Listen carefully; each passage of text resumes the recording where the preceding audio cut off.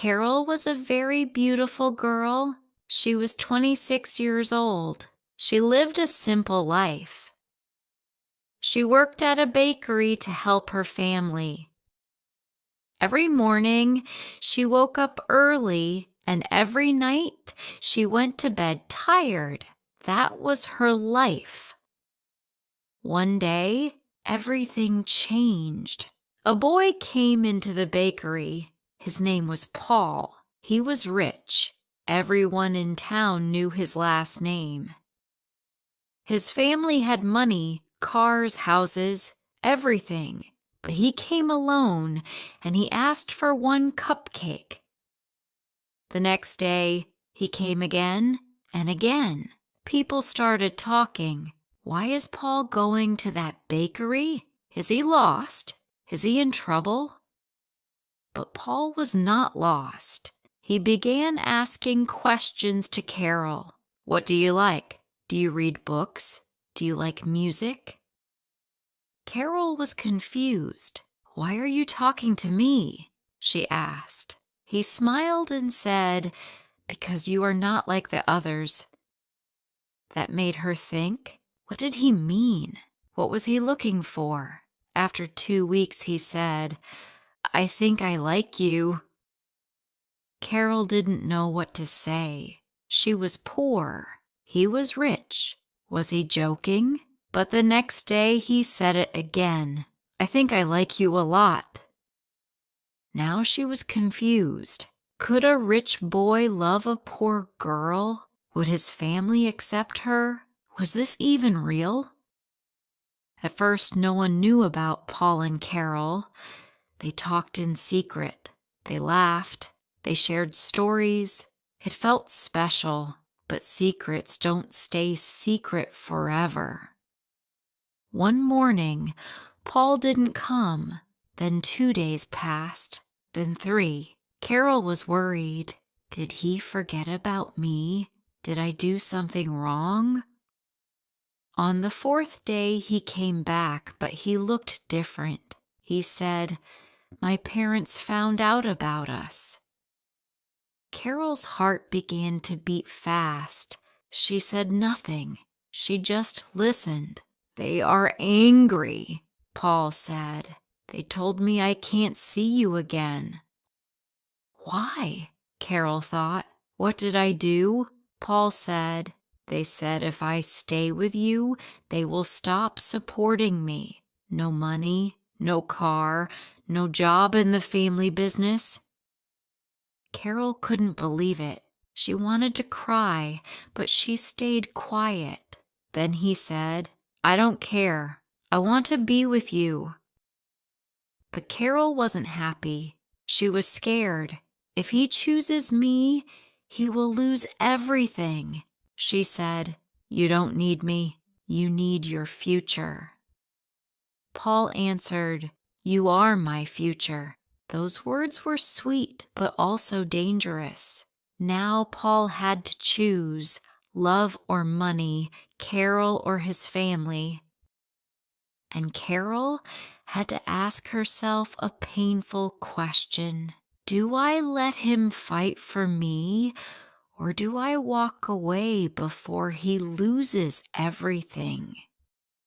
There was one more problem. Someone else was watching. Someone who wanted Paul for herself, and she was ready to do anything to take him back.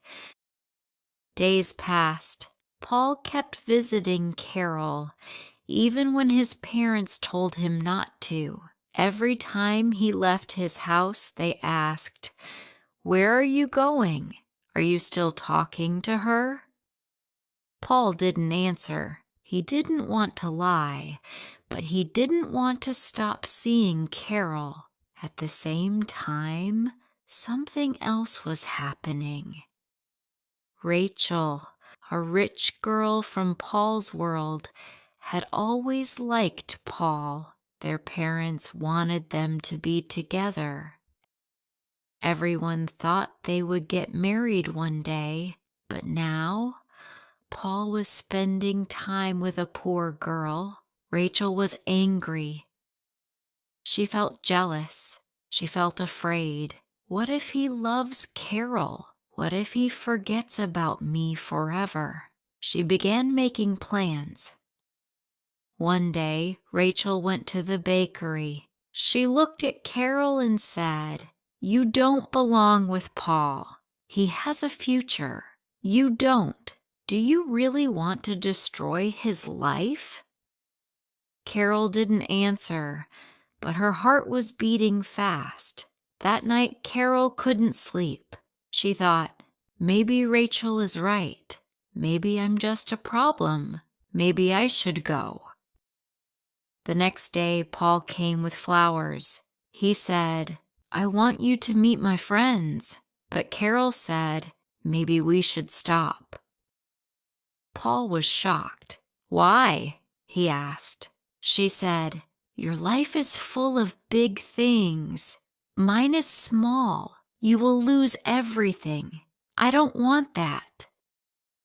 Paul looked at her. "I already told you.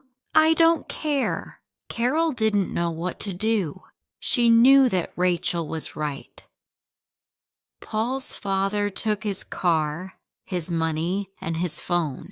He said, "If you want to live like a poor man, go ahead." Paul had nothing now. He came to Carol walking. He looked tired. Carol felt pain in her heart. He is losing everything, and it's my fault. Paul said, "This is not your fault. This is my choice." But Carol didn't feel better. She began to think about leaving. At the same time, Rachel told Paul's parents a lie. She said, "Carol is using him. She wants his money. She told me that." Paul's mother began crying. Paul was angry. "That's not true," he said. But his parents didn't believe him. Now everything was broken. But Paul didn't give up. Even with no car, no money, and no support from his parents, he still came to see Carol. But Carol was changing. She didn't smile like before. She didn't speak much. Her heart was heavy. One night, Carol wrote a letter. In the letter, she said, "You have a big future. You don't need me. I don't want to be the reason you lose everything. I love you, but I must go." She left the letter on the bakery table and went home. She didn't wait for him to come. The next morning, Paul found the letter. He read it. He didn't cry. He didn't speak. He just left. That same day, Rachel's parents organized a party. Everyone important was invited, rich families, business friends, even Paul's parents. Rachel told her friends, "Tonight, Paul will be mine again." But Paul didn't come. People waited. Rachel smiled and said, "He will come." But she was wrong. Paul went to the bakery to meet Carol. She saw Paul and said, "Why are you here?" He gave her the letter and said, "You don't decide for me. I decide. I want you. Not money, not parties, not lies." Carol felt hopeful. At the party, Paul's mother found a voice message on Rachel's phone. Rachel had forgotten to delete it. In the message, Rachel said, "Carol is just a poor girl. She's no danger.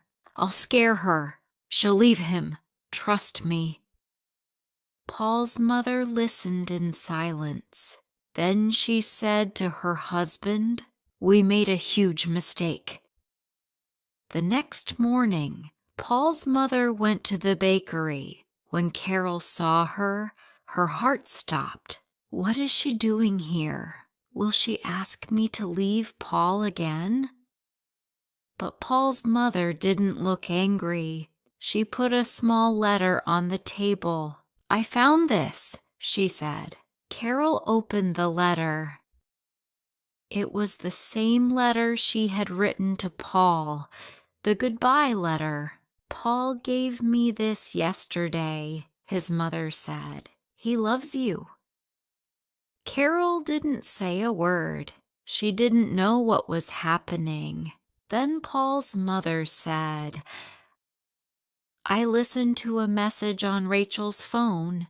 She planned everything. She lied to us. She said you were using him, but you were trying to protect him." Carol was confused. Was this real? Then Paul's mother said, "We were wrong. I was wrong. I judged you for being poor, but you are rich in something we don't have: honesty." That same day, Rachel's lies became public. Her voice message was sent to many people: her friends, her family, her coworkers. People began asking questions. Did she really try to break them apart? Was everything fake? Rachel said nothing. She left town 1 week later. 2 weeks later, Paul's father said, "I want to talk to you both." Carol was nervous. Paul was quiet. Then his father said, "When I was young, I loved a girl like you. My father didn't let me marry her. I never forgot her. I don't want to make the same mistake with my son. I don't care if you are poor. You are honest, and that's what this family needs." Paul and Carol looked at each other. They were very happy. 3 months later, everything had changed. Carol and Paul were still together. They didn't have a big house. They didn't have expensive things, but they had peace. Paul began to work at the bakery. He learned how to make bread and cakes. Paul's parents visited the bakery every Saturday. His mother was always proud of him. One day, Paul's father said, "The family business is yours if you still want it." Paul didn't know what to say. Carol said, "You don't need to choose. Now you have both, a new future and me." Paul smiled. "No," he said, "we have a new future." Carol looked at the bakery, at the people, at Paul. She remembered the first day they met. He only asked for a cupcake, and now they had love, respect, trust. No money could buy that. Sometimes people think money is the most important thing, but money can disappear. Love cannot. Paul had everything, but he was not happy. Love is not about gifts or big houses. It is about choosing each other, even when it's hard. If someone loves you for who you are, not for what you have, that is real love. And real love is stronger than lies, fear, or money. So if you are ever in the middle of a big choice like we were, ask yourself, what makes my heart feel full, even when my hands are empty? That's the right answer. If you liked this story, please like, comment, share, and subscribe.